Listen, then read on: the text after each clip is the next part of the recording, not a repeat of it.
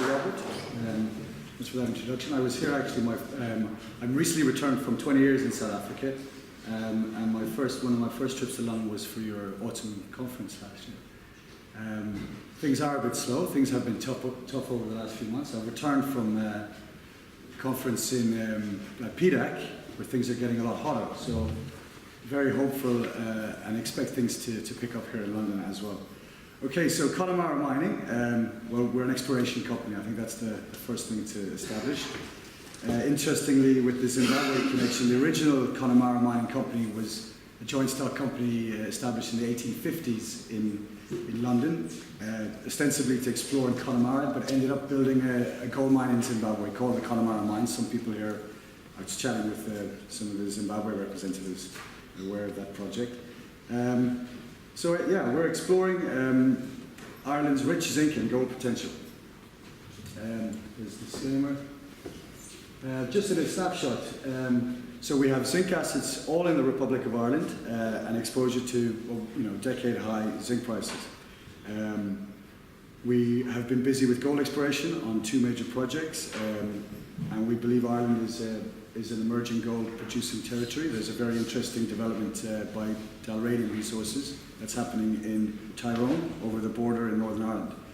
We've got a very low market cap. Connemara was established on the London Stock Exchange 10 years ago at the highs. It's been down to the lows. When I came on board 6 months ago, I think it was a market cap of 1.3 million. We've recently done some funding, so we have money to go forward. And in a snapshot, I think that it presents a good potential for the investor. Some of the key points, all focused on Ireland, a vast local experience, and I'll speak about some of the individuals involved and their proven success. Ireland is highly prospective for zinc. It has a 50-60-year heritage in zinc mining. In fact, 25% of Europe's zinc is produced from the Navan gold mine by Boliden of Sweden. It's a world-class jurisdiction. Politically, it's very stable. And for Connemara, we believe we've got a good mix of 100% owned projects, that's our gold projects, and then the joint venture projects, which are on the zinc side.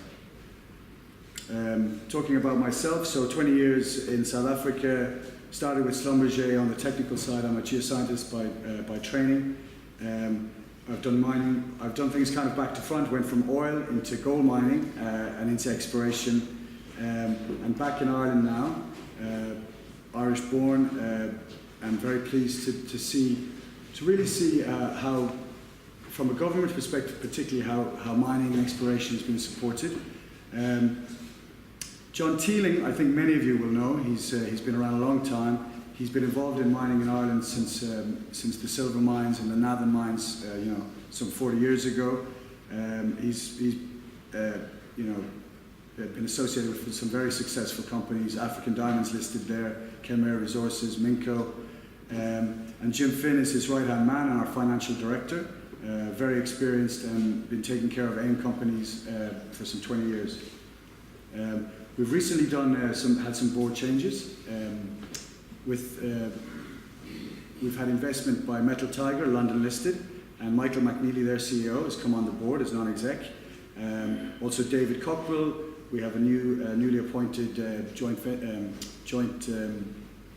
broker, First Equity. David's been around the London scene for a long time, 35 years career in the city. And then on the technical side, Gavin Birkenhager, who's our consultant geologist. He's worked in Ireland for many years. He's been associated with Dalradian. He ran the Dalradian exploration program for many years.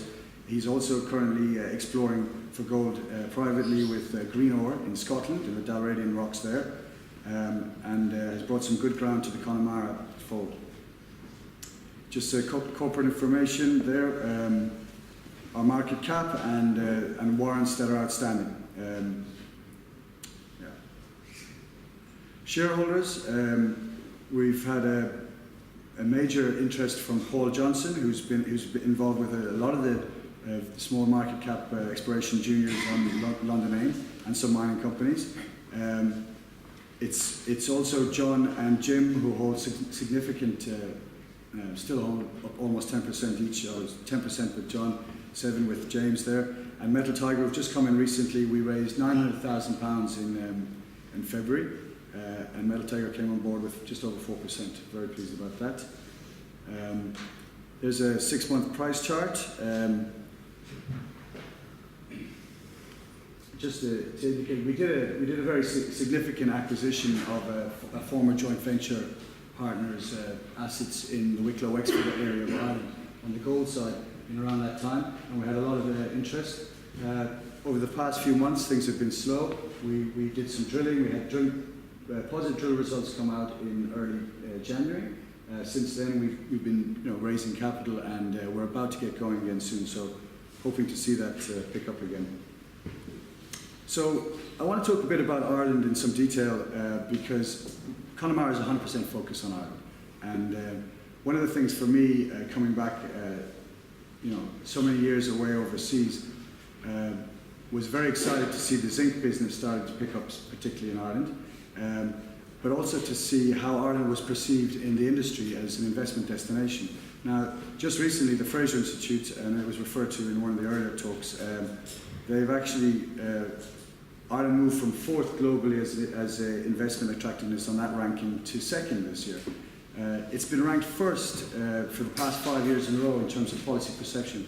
And that tells you something about the corporate taxes in Ireland, which are low, 20%, government encouraging investment in the country, and you bring a number of factors together: the infrastructure, the mining heritage, which some people are not as aware of as they possibly should be, but the zinc business has been big in Ireland over the recent decades. And also, in addition to the Fraser Institute, which is often referred to, the Mining Journal put out their World Risk Report, and Ireland scored very favourably in that, in respect of their rankings as well, scoring 73 out of 100 points, placing us in the top 20 jurisdictions globally. So yeah, stable jurisdiction, favourable tax regime, and the Irish Day at PDAC, which was attended by our Minister of Resources, came with the tag "Open for Business," and they're certainly pushing exploration and mining in Ireland. In fact, there's over 6 companies currently drilling for zinc in the Republic at the moment. We're, I think, the only ones currently drilling for gold. There's a Canadian-listed company that are about to, BTU, that are about to start drilling in the northwest of Ireland. And I know personally of another 4 companies that have, made land applications and acquisitions. So I expect to see the gold exploration side in Ireland really pick up in coming months. So just referring again to the infrastructure and this existing mining industry. Our key projects, so we've got on the gold side, 100% owned Inishowen. It's 525 square kilometres and we're the first to ever drill for gold there, starting 2 years ago. We were drilling there most recently in September of last year. Some positive results, early results. We've only got 12 holes in the ground so far. At Mine River project, here we had originally 5 licenses, Connemara. We acquired a former JV partner's licenses, and I'll go into detail when I come to it on the opportunity there, but we'll be back drilling there very, very soon. We were drilling there, we just got started in December, only drilled 3 holes. We've got a program plan now for 12 holes and going forward. On the zinc side, we've got a joint venture with Teck of Canada, obviously one of the majors, and we're just 30 kilometres west of Navan, and Navan are referred to, it's a 100 million tonne plus ore body with plans to go for another 20 years. They're going deep, so deep level zinc mining in Ireland from 1,000 metres down to 1,900 metres, something that people wouldn't have considered some years back. And then at Stone Park, we have a joint venture with Group 11, recently listed on the Toronto Stock Exchange, also about to start drilling. They just announced that a couple of weeks ago. And we own 23% of that project. Interestingly, this is right next door to the Palestine, and immediately adjacent to the Palestine project, which is one of Glencore's assets. They're currently drilling there some 9 rigs on the ground. It's most recently reported JORC compliant 44 million tonnes at 8% lead zinc. So that's basically the overview. We've got some other assets which we have on the back burner. So why zinc? Well, the zinc price is recently reached some decade highs. It's come off a little bit very recently, but overall the trend is for tight supply going forward, and that's due to a lack of investment in new mines over the past 10, 15 years. Global stockpiles dropped by a third in 2017, really pushing the price up. I think there was a little surprise earlier this year when some new stock came on to the market, but overall, there's this view that the zinc supply is approaching critical situation. I mentioned battery metal technology. It was the focus of the first talk. So zinc's commercially available actually in Australia. There's a company that are producing zinc bromide batteries. Now, it's not for applications in motor vehicles and that, but they're looking at domestic and commercial applications so zinc, basically zinc, you move zinc from cathode to anode and you move it back again. It's 100% recyclable and a very clean technology compared to perhaps the lithium. Zinc price, as I say, decade highs, heading up solidly. Zinc in Ireland, go back to the 60-year history. And one of the key things about zinc in Ireland is that we have high-grade ore bodies with excellent metallurgy, and that's one of the attractions, really. The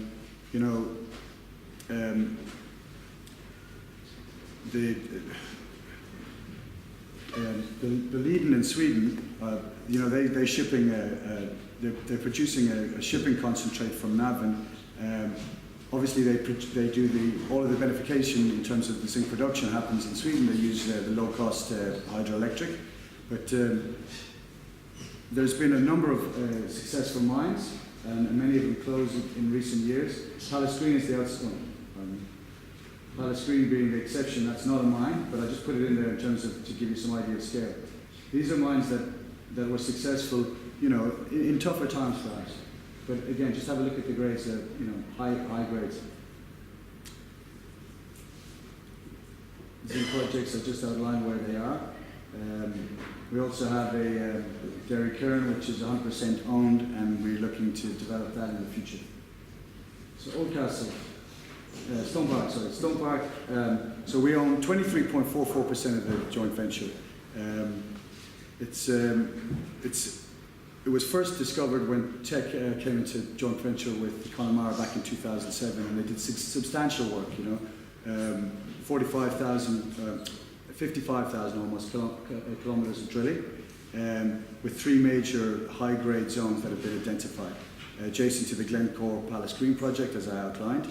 So our joint venture partner, Group 11, they purchased that cash and with a net smelter return and buyback options in September last year from Teck, and raised money in Toronto at the end of the year, and are just about to get started. So we're very excited about that. So we think, we've been sitting now with this project sort of on the sideline there for the past 5 years, and now ready to go again. So pretty happy about that. Let's just give you an idea of the scale. This is the combined license holding, but the real activity is happening here. We've got some work happening in this area.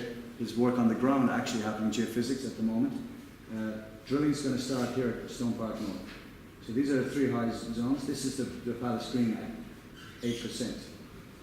We're typically getting grades here in the region of 10, 15% Stone Park. So we're very excited to see that. Expect the first drilling program should be something of the nature of 4 holes. Unusually, or for a first, they're going to drill these holes at an angle, I think -65 thereabouts, to give them improved information in terms of structure and the mineralization. Typically, the holes have all been drilled vertically. We'll move on to the Oldcastle. That's our joint venture with Teck. I saw Teck recently in Canada. They've got until the end of the year. They still have another 250,000 euros to spend on that project to earn in. And so we look forward to drilling there. We haven't had the official announcement yet, but we're quite excited. The geology there is similar to the Tara mines, and that's what Teck are looking for in this area. So where Stone Park is an advanced exploration project with a lot of drilling, in this part of the world, Teck are still looking for something really big and it's still very, very early stage. So they've been drilling last year to the south of these licenses on their 100% ground, but the ground that we share in joint venture with them is part of the same target. So yeah, so potentially deep targets. I highlight what Tara Deep are doing, because the idea that there would be a mine, from sub 1,000 meters in Ireland is a new idea, and Tara Mine are taking that project forward. They're looking at 20 years life of mine with good support, I expect, from the community and from government. 600 good jobs in that community, and we wish them very well. Certainly, Tara is making a lot of money now at the current zinc prices, and that's just to give you an idea of scale for the old castle. And there's seismic lines here you can see in this dashed. So they've done some 2D seismic. Seismic's been applied very successfully at Tara Deep. Others have been doing it in the west of the country. Canadian listed Han Resources have just recently acquired, I think it's 40 kilometres of 2D seismic line, and that's seen as a game changer. So we've actually, we've got some very clear targets. Drilled 3 holes in this area, and looking to drill in this spring hole area in this year, I hope. On the gold side for Connemara, so why are we in gold? Well, there's no commercial gold mine in Ireland, not yet. As a company with such a low market cap, but with some very good gold assets in historically prospective areas, we think gold can lead to very, multiple returns for our shareholder. Gold is holding up well in this current economic environment, with significant growth in physical demand in Asia, but also as a store of value. I think it's fair to comment on the geopolitical situation globally. And why gold in Ireland? I suppose one of the things we've outlined is the favourable investment climate in Ireland, but also the legislation and the regulatory environment in Ireland is also very favourable. So, there's very little chance that in Ireland you'd expect to lose your licenses. You keep your licenses in good standing and you move forward. I want to talk a little bit about the Dalradian project, because that's what's probably the headline news in Ireland at the moment. So Dalradian Resources is Canadian and London listed, and they are in a planning phase at their Dalradian project in Tyrone. And that market cap's up at 200,000, and they're well funded, and they're in that mine development phase or the application phase. So, from an investor point of view, that's a different space than obviously Connemara. But we're just over the border in Donegal, and drilling in a big area with early success, which I'll show you later. There's also Galantis, a small open pit mine that's seeking to go deep. Well, not deep, sorry, seeking to go underground. And then we're also, where we've been operating in the southeast in the Wicklow Wexford project at Mine River, there was a gold rush there in the 1790s, abundant gold from streams, still gold. People still, I had someone in my office only a few weeks ago with, showing me nuggets that would just make you weep when you look at what comes out of the fields and the rivers in that part of the world. And while the Avoca copper mine operated there until the 50s, and some of the majors have been exploring, the sources of that have never been established, and so we hope we're onto something there.